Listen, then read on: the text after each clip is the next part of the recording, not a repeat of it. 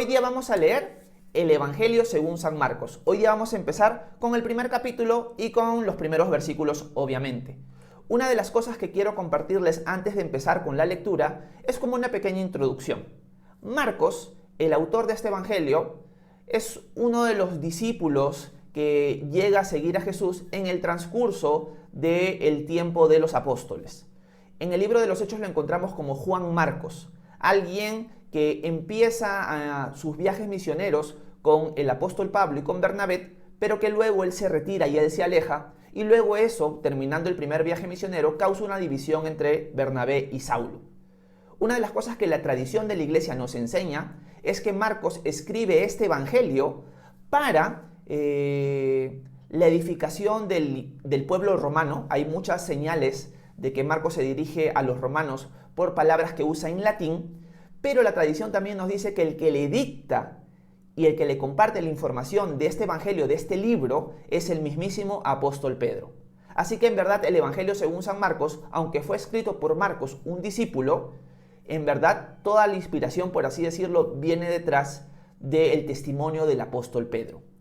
El evangelio según San Marcos se distingue de los otros tres. ¿En qué sentido? Cada evangelio tiene como un enfoque principal. Por ejemplo, Mateo se enfoca en mostrarnos a Jesús como el Mesías prometido en el Antiguo Testamento. Juan nos muestra a Jesús en su naturaleza divina, como Dios.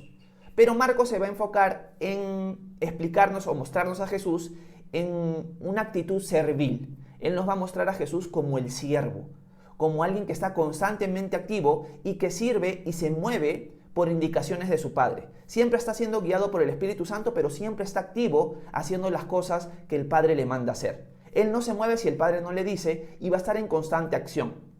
El Evangelio según San Marcos es el libro de las biografías de Jesús más corto. Tiene 16 capítulos y es rápido. Hay más acción que palabras. Se muestra a Jesús haciendo más cosas que diciendo las cosas. Así que el enfoque de Marcos es un enfoque de mostrarnos a Jesús como siervo. Un versículo principal que podría resumir el Evangelio según San Marcos lo encontramos, si no me equivoco, en Marcos 10:45, donde Jesús le dice a sus discípulos: porque el Hijo del Hombre no vino para ser servido, sino para servir y dar su vida en rescate por muchos. Así que ese es el enfoque que Marcos nos va a presentar de la persona de Jesús. Dicho esto, empecemos leyendo los primeros versículos.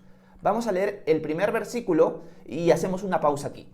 Dice Marcos para iniciar este libro: principio del Evangelio de Jesucristo, el Hijo de Dios. Acá hay varias cosas para indicar. La primera cosa que tenemos que indicar es que la palabra evangelio es una palabra muy usada por cristianos, pero muy pocas personas entienden el significado de la palabra evangelio. La palabra evangelio significa buenas noticias. Si alguien te preguntara, ¿qué significa la palabra evangelio? La palabra evangelio significa buenas noticias. Y acá Marcos nos está introduciendo a la persona o las buenas noticias de la persona de Jesucristo. Lectores, les presento las buenas noticias de Jesucristo, el Hijo de Dios. Cuando vemos el nombre Jesucristo, nosotros sabemos que el nombre histórico de este personaje es Jesús, pero acá se le agrega Cristo. ¿Qué significa Cristo? La palabra Cristo significa Mesías. Los israelitas, la nación de Israel, desde tiempos antiguos, por medio de los profetas, por medio de Moisés, sabían que en un futuro iba a llegar el Salvador de Israel.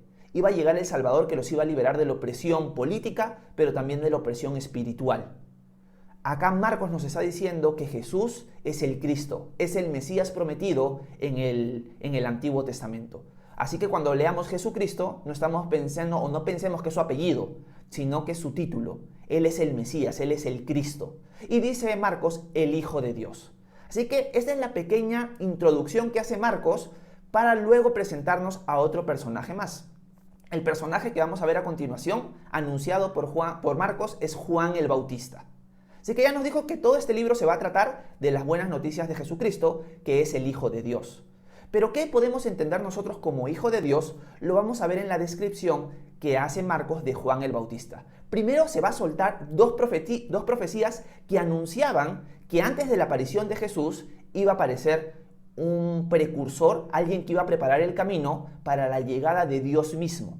Así que vamos a ver qué profecía cita Marcos en el versículo 2. Y nos dice, como está escrito en el profeta Isaías, yo envío a mi mensajero delante de ti, el cual preparará tu camino. Una voz clama en el desierto, preparen el camino del Señor, enderecen sus sendas. Acá Marcos, antes de mostrarnos la vida de Juan el Bautista, nos suelta dos profecías que anunciaban que cuando iba a venir Dios mismo a la tierra, iba a ser precedido por alguien que iba a preparar el camino para él. Obviamente vamos a ver en los versículos siguientes que se refiere a Juan el Bautista. Juan el Bautista es alguien que, según Isaías, como lo dice Marcos acá, iba a ser alguien que iba a preparar el camino. Dos cosas importantes. Acá Marcos está citando dos profetas. La primera parte de esta profecía está ubicada en Malaquías capítulo 3, versículo 1. Y la segunda parte está ubicada en Isaías 40, versículo 3. La profecía de Isaías, la de Isaías 40, versículo 3, es muy importante que nosotros la entendamos y la conozcamos. Y es la que dice, una voz clama en el desierto, preparen el camino del Señor, enderecen sus sendas. Esta profecía nos decía que iba a venir alguien a preparar el camino para el Señor. Y acá viene la primera lección importante que nosotros tenemos que tener claro hoy día. Cuando Marcos cita este versículo de Isaías 43, el versículo dice, en lugar de Señor, dice Yahweh. O sea, el que iba a preparar el camino lo iba a preparar para Yahweh mismo. Cuando digo Yahweh me estoy refiriendo al Dios de Israel. Por lo tanto, el entendimiento de Marcos es el siguiente. Juan el Bautista es el que vino a preparar el camino para el Dios de Israel. ¿A quién se refiere Marcos como el Dios de Israel en este contexto? Se refiere a la persona de Jesús. Lección importante que nosotros aprendemos, ni bien empezando el Evangelio de Marcos, para el entendimiento de Marcos, Jesús no es simplemente un hombre. Jesús es Yahweh, es el Dios de Israel hecho hombre. Y él usa un versículo de la profecía de Isaías que hablaba de Dios mismo y lo aplica a la persona de Jesús. Es una noción muy importante que nosotros tenemos que entender cuando empezamos a leer cualquier biografía de Jesús. Que entendamos que Jesús es llamado Dios mismo por los mismos apóstoles y él mismo va a dejar claro que él es Dios hecho hombre. Así que esta es una lección fundamental que nosotros tenemos que entender ni bien empezamos a leer los evangelios. Bueno, Marcos nos ha soltado dos profecías que se enfocaban en Juan el Bautista preparando el camino para Dios. Y ahora vamos a ver que Marcos lo interpreta correctamente en el sentido de que este hombre es Juan el Bautista. Y vamos a leer los siguientes versículos. Los siguientes versículos son el 4 en adelante. Marcos nos dice, Juan se presentó en el desierto y bautizaba y proclamaba el bautismo de arrepentimiento para el perdón de pecados. Toda la gente de la provincia de Judea y de Jerusalén acudía a él, y allí en el río Jordán confesaban sus pecados, y Juan los bautizaba. Hacemos una pausa para decir varias cosas en este momento. Juan el Bautista aparece en escena. ¿Quién es Juan el Bautista? Juan el Bautista es un personaje muy interesante porque cuando nosotros leemos el Evangelio de Lucas se nos cuenta cómo llegó a ser concebido. Su padre se llamaba Zacarías y su madre se llamaba Elizabeth. Ellos eran estériles y no podían tener hijos, pero Dios les concede tener un hijo, Juan, en la vejez de ellos. Los animo a leer Lucas 1 para que lean la historia de su nacimiento. Desde el comienzo se anuncia por medio del ángel Gabriel que este hombre, Juan, iba a ser alguien muy importante, sobre todo como un precursor de la venida del Mesías mismo, como lo estamos viendo en la profecía de Isaías y en la profecía de Malaquías. Juan aparece en escena en el desierto del Jordán, en el río Jordán, y empieza a bautizar a las personas, pero es un bautismo de arrepentimiento. El bautismo en la historia de Israel era sumergirse en agua y era un ritual de purificación. Pero Juan está haciendo algo completamente diferente a lo que tradicionalmente hacía el pueblo de Israel. La nación de Israel, para purificarse ceremonialmente, se sumergía como una especie de tina, pero era como una especie de pozos, que lo llaman mikvah en Israel, y ellos se sumergían ahí. Si una persona era no judía, un gentil, y se quería convertir en judío, también se sumergía en estos mikvah. en estos pozos de agua y se convertían en judíos con este ritual. El ritual del bautismo era un ritual de gentiles que se convertían en judíos y también de judíos que se estaban purificando. Pero la diferencia está en que si tú te querías convertir en judío o tú te estabas purificando ritualmente, tú lo hacías solo. No tenía que nadie sumergirte a ti. En cambio, Juan empieza a bautizar a las personas él mismo. Por eso vamos a ver que a él se le conoce como Juan el Bautista. No era algo común que una persona bautizara a otra. Por eso se le pone a él este mote, como se dice en algunos países, del Bautista. Es Juan el Bautista. Y Juan está bautizando a la gente en el desierto del Jordán y está predicando arrepentimiento para el perdón de pecados. O sea, el bautismo venía a colación de la predicación de Juan. Otros evangelios como Mateo capítulo 3 nos dice que Juan decía: arrepiéntanse porque el reino de los cielos se ha acercado. La predicación de Juan era arrepentimiento porque el que venía detrás de él era el Salvador, era el Mesías. Él vino a anunciarlo. Pero él, para preparar el camino para el Mesías, está guiando a la gente al arrepentimiento. Les está mostrando: nación de Israel, ustedes están lejos de Dios. Ustedes han hecho ídolos del templo, han hecho ídolos de sus rituales, se han vuelto religiosos, pero una religión muerta. Arrepiéntanse, den un cambio de 180 grados a su vida y vuélvanse al Dios verdadero. Eso es lo que significa arrepentimiento. Arrepentimiento significa un cambio de mente y un cambio de dirección. Un cambio de mente en el sentido de mi relación con Dios y quién soy yo delante de Dios. Primero tengo que entender, para arrepentirme, que soy pecador y que necesito un Salvador, que yo no soy bueno en mi misma esencia, sino que soy inclinado al mal, que soy pecador y que estoy lejos de Dios. ¿Qué necesito hacer? Hacer un cambio de mente y reconocer que lo necesito y venir a Él. Eso es lo que Juan el Bautista estaba anunciando. Obviamente Juan aún no anuncia el arrepentimiento para creer en Jesús, porque Jesús todavía no aparece en escena. Pero él está preparando los corazones de las personas a tener un corazón humilde, un corazón que reconoce que está lejos de Dios y que tiene que venir a Él. Sin arrepentimiento no puede haber salvación. Esa sería otra lección para nosotros. Si nosotros queremos pasar la eternidad con el Señor, una de las cosas que tenemos que entender es que primero tenemos que arrepentirnos. Si yo no reconozco que necesito al Señor, si yo no reconozco que necesito su salvación, su perdón, nunca me voy a acercar a Él.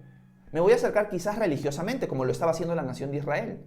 Para cumplir ciertos ritos, porque mis papás lo creyeron, porque mi cultura lo cree, pero realmente no estás reconociendo tu miseria, tu necesidad de Él. Juan el Bautista es duro en su predicación y guía a la gente al arrepentimiento. Y le dice: si tú te arrepientes y pones tu fe en el Dios verdadero, te vuelves a Él, como señal de ese arrepentimiento, ven y bautízate. Y las personas de Judea y de Jerusalén se acercaban y confesaban sus pecados en el río Jordán y Juan los bautizaba allí. Si se dan cuenta, el arrepentimiento es una decisión, primero de reconocer que necesitas de Dios, de acercarte a Él, pero también implica una confesión de pecado. Es decirle al Señor: Señor, de verdad la he regado, he fallado contra ti, te necesito. Ahora, otra cosa que podemos aplicar en este pequeño pasaje es lo siguiente: si tú eres alguien que ya has creído en Jesús, si eres tú alguien ya que eres su discípulo y has empezado a caminar con Él, una lección que tienes que tener claro y que quiero que medites hoy es la siguiente: constantemente tienes que examinar tu corazón y arrepentirte de las cosas que te están alejando de Dios. Si tú estás practicando algo que tú sabes que a tu Señor no le agrada, te animo, arrepiéntete el día de hoy. Da un giro de 180 grados en tu vida y aléjate de ese pecado y dedícate al Señor al 100%. Cuando digo dedícate al Señor al 100%, no es que dejes tu trabajo, no es que dejes las cosas que haces y te metas en la iglesia. No. Te estoy diciendo que sirvas al Señor de todo corazón en donde Él te ha puesto. Pero que Él sea tu Dios absolutamente. Que no tengas otro ídolo que no sea Él. Que Él sea tu Dios realmente. Examínate en este momento y pregúntate: ¿qué cosas estoy haciendo yo? ¿Qué prácticas estoy haciendo en mi día a día que realmente yo sé que están mal? Pero que no le doy la espalda a eso, sino que me aferro a eso. Sí sirvo al Señor y creo en el Señor. Le he entregado mi vida, pero en esta área no lo he hecho. Bueno, es momento de arrepentirnos. Es momento de darle la espalda a eso, pedirle ayuda al Señor, porque con nuestras fuerzas no lo vamos a poder hacer, y empezar a seguir a Jesús al 100%, en donde Él nos ha puesto, ponerlo a Él como nuestro Señor, que lo glorifiquemos en todo lo que hagamos. Pero si tú eres alguien que aún no ha puesto su confianza, su fe en Jesús para salvación, yo te animo a hacerlo el día de hoy. Por tu propia cuenta no te vas a poder salvar, lo necesitas a Él. Tú y yo somos pecadores. Y por nuestra propia justicia no podemos entrar a su presencia, porque Él demanda que el que entre a su presencia sea santo, sea perfecto, pero no lo somos. Necesitamos un Salvador, necesitamos a alguien que haya venido a rescatarnos de esta condición en la que nos encontramos. Y el que ha venido a hacer eso es Jesús mismo. Vino a morir en la cruz por nosotros, para cargar sobre Él el castigo por nuestros pecados, murió y resucitó al tercer día. Tienes que venir a Él en arrepentimiento, confesando tus pecados delante de Él y decidir seguirlo. El momento que tú decides eso, vas a tener vida eterna y perdón de pecados, porque Jesús ya hizo todo el trabajo. Así que yo te animo a hacerlo el día de hoy. Si eres cristiano, arrepiéntete de las cosas que te están alejando de Dios. Examínate. Y si no lo eres, ven a Él. Él es el único que te puede dar esa paz y esa salvación que no la puedes encontrar en ningún otro lugar. Obviamente Juan el Bautista no está predicando arrepentimiento para poner su fe en Jesús como yo lo estoy haciendo con ustedes hoy, porque Jesús todavía no aparece en escena, pero todo apunta hacia esa dirección, todo apunta hacia el arrepentimiento, preparando el corazón del hombre para que reciba a Jesús como su Señor y como su Salvador. Leamos los siguientes versículos para ver la característica de Juan y sus palabras también, ¿ok? Vamos a terminar con esta sección. Versículo 6, déjenme ver, sí, versículo 6. Vamos a leerlo. Dice: la ropa de Juan era de pelo de camello. Alrededor de la cintura llevaba un cinto de cuero y se alimentaba de langostas y miel silvestre. Al predicar, Juan decía: después de mí viene uno más poderoso que yo. Yo no soy digno de inclinarme ante él para desatarle la correa de su calzado. A ustedes yo los he bautizado con agua, pero él los bautizará con el Espíritu Santo. Acá vemos varias cosas importantes de Juan el Bautista. Primero, su vestimenta. Si se dan cuenta, su vestimenta es una vestimenta llamativa. Nos dice el texto que era pelo de camello, su ropa, comía langostas y miel silvestre. Y esto es importante para la nación de Israel. Para nosotros nos parece como que esto se estaba vistiendo como un loco. Pero para la nación de Israel era importante. Porque la nación de Israel recordaba a un profeta en el Antiguo Testamento que se llamaba Elías. Y Elías era alguien que tenía este tipo de vestimenta. Así que cuando veían a Juan el Bautista vestido de esa manera, su mente evocaba al profeta del Antiguo Testamento llamado Elías, que en su tiempo también dirigió a la nación al arrepentimiento. Los animo a leer el final de Primera de Reyes y el principio de Segunda de Reyes para ver la vida de Elías. Entonces, la nación de Israel, al ver a Juan el Bautista de esta manera, evocaba su mente a este profeta que también guió a la nación al arrepentimiento. Y es como que la vestimenta y la actitud de Juan les recuerda: nosotros varias veces en la historia nos hemos alejado de Dios. Es tiempo de volver a Él. Este es un profeta que nos está guiando y preparando para el Mesías que hemos estado esperando durante siglos. Esa es la actitud de Juan. Y Juan al predicar decía: después de mí viene uno más poderoso que yo. Yo no soy digno de inclinarme ante él para desatarle la correa de su calzado. Siendo una persona que vivía en la nación de Israel, una de las cosas que todos los israelitas entendían era que el siervo más bajo era aquel que podía desatar la correa del calzado de su amo. Pero era una actitud muy humillante. Es más, si una persona tenía un maestro, un rabí, como se conocía en la época, el rabí podía demandar del discípulo cualquier cosa menos desatar la correa del calzado. Pero acá Juan el Bautista está diciendo algo sobrenatural. Está diciendo: yo ni siquiera soy digno del que viene después de mí, yo desatarle la correa de su calzado. O sea, es tan superior a mí esta persona que yo no soy digno de desatarle la correa del calzado. Miren, yo los estoy bautizando con agua, pero el que viene después de mí, él los va a bautizar con la mismísima presencia de Dios, con el mismísimo Espíritu Santo. Yo los sumerjo en agua, pero él los va a sumergir en la presencia de Dios mismo. Él les va a dar vida por medio de él. Y eso es lo que obtenemos en Jesús. Una última lección, y con eso termino, es que cuando tú decides poner tu fe en Jesús, como Juan el Bautista está buscando guiar a la nación de Israel, tu vida va a cambiar por completo.